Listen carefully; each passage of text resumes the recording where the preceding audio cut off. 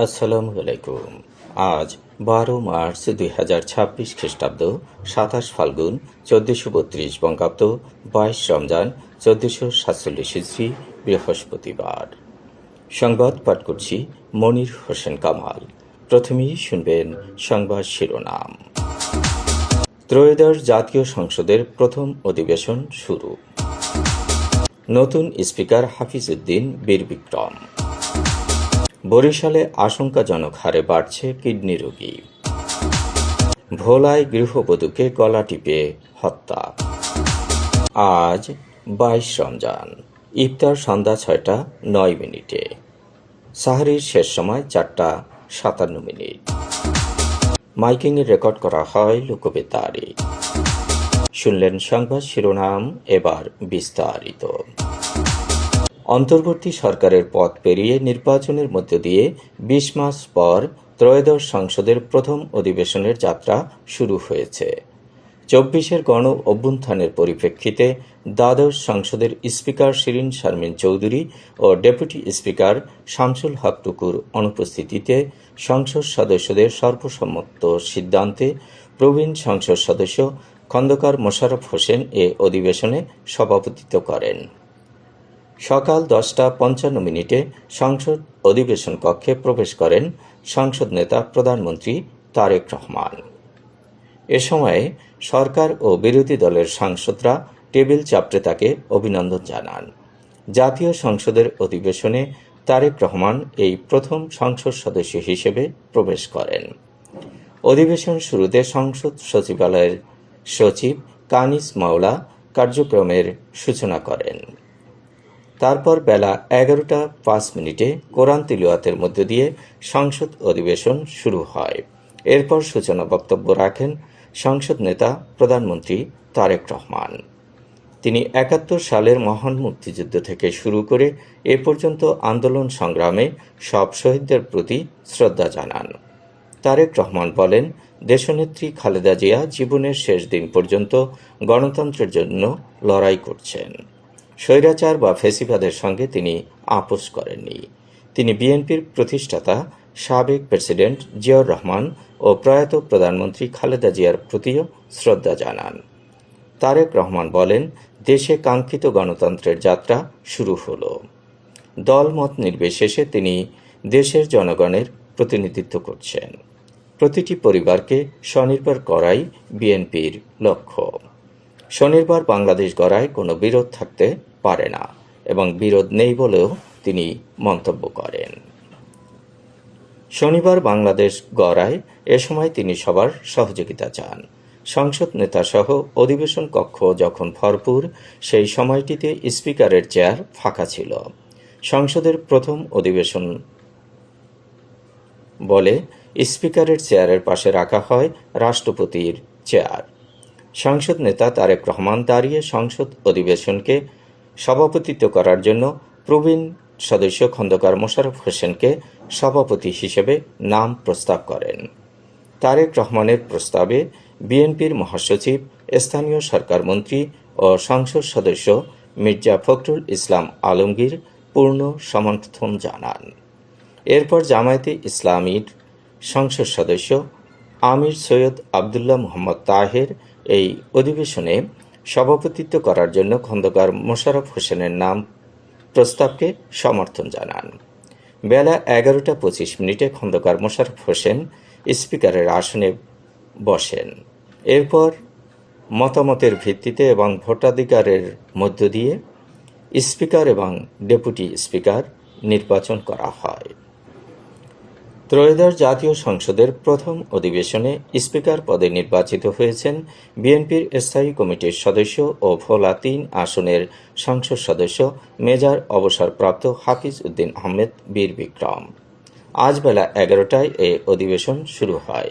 অধিবেশনে স্পিকার নির্বাচিত হওয়ার পর হাফিজউদ্দিন আহমেদকে শপথ পড়ান রাষ্ট্রপতি মোহাম্মদ শাহাবুদ্দিন।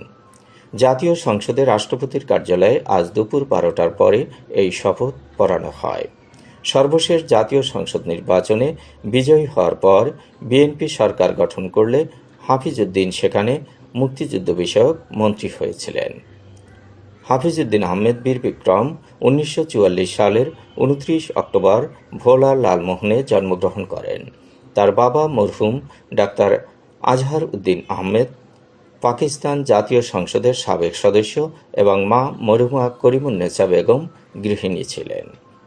হাফিজউদ্দিন আহমেদ ঢাকা বিশ্ববিদ্যালয় থেকে 1964 সালে রাষ্ট্রবিজ্ঞানে স্নাতক এবং 1965 সালে স্নাতকোত্তর ডিগ্রি অর্জন করেন। হাফিজউদ্দিন আহমেদ বীর বিক্রম 1 ডিসেম্বর 1966 সালে পাকিস্তান সেনাবাহিনীতে কমিশনপ্রাপ্ত হন এবং 1976 সালের সেপ্টেম্বর মাসে অবসর গ্রহণ করেন।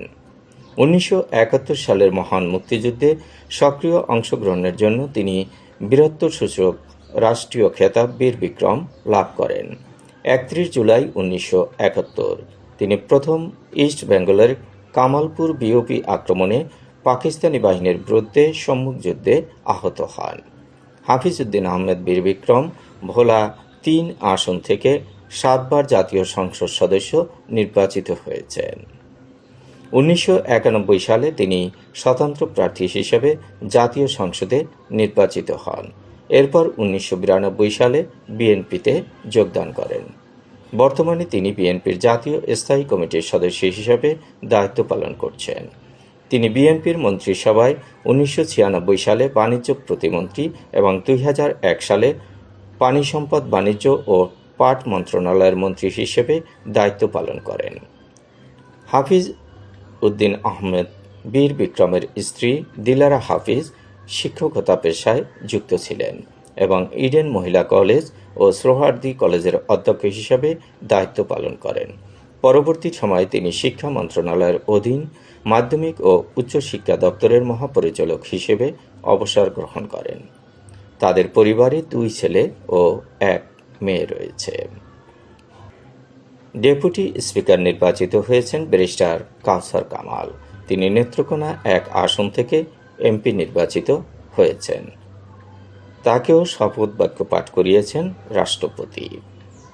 বরিশাল বিভাগে আশঙ্কাজনক হারে বাড়ছে কিডনি রোগে আক্রান্তের সংখ্যা। বিশেষ করে 40 থেকে 60 বছর বয়সী মানুষের মধ্যে এই রোগের প্রকোপ সবচেয়ে বেশি।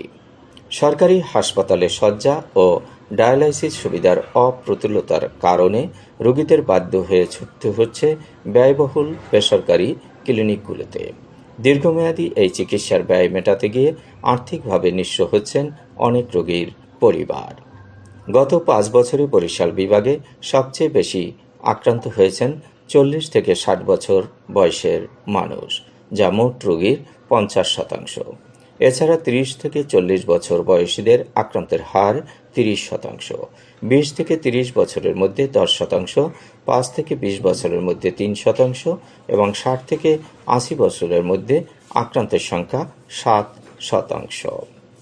ভোলা সদর উপজেলায় নিজ বসত ঘরে হালিমা খাতুন নামে এক বৃদ্ধাকে শ্বাসরোধ করে হত্যা করা হয়েছে।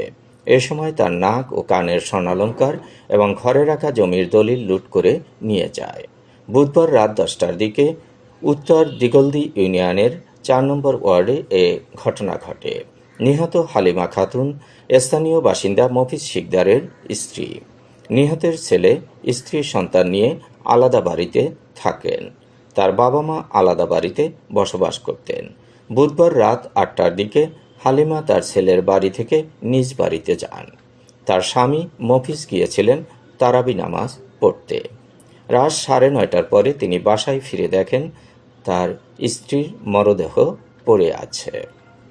চলছে রহমত, বরকত ও মাগফিরাতের মাস রমজান। আজ 22 রমজান। আজকের ইফতারির সময় সন্ধ্যা 6:09। সাহরির শেষ সময় 4:56। ফজরের নামাজ 4:59। মাইকিংয়ের রেকর্ড করা হয় লোকবেতারে। সুমধুর ও সুস্পষ্ট কণ্ঠে মাইকিংয়ের জন্য লোকবেতারের বিকল্প নেই। লোকবেতারের সাউন্ডপ্রুফ স্টুডিওতে করা হচ্ছে গান ও নাটকের রেকর্ড। সেই সাথে লোকবেতারের নামমাত্র টাকায় প্রচার করা হচ্ছে বিজ্ঞাপন। 15 সেকেন্ডের বিজ্ঞাপন প্রচারিত হচ্ছে মাত্র 500 টাকায়। 30 সেকেন্ডের বিজ্ঞাপন 1000 টাকা, 45 সেকেন্ডের বিজ্ঞাপন 1500 টাকা আর 1 মিনিটের বিজ্ঞাপন প্রচার করা হয় মাত্র 2000 টাকায়। নির্ধারিত টাকার বিনিময়ে প্রতিদিন কমপক্ষে 5 বার করে পুরো 1 মাস বিজ্ঞাপন প্রচার করা হবে। মাইকিং ও বিজ্ঞাপনের জন্য যোগাযোগ করবেন 0-on-7755-66-445 নম্বরে। এবারে শুনবেন আবহাওয়ার খবর।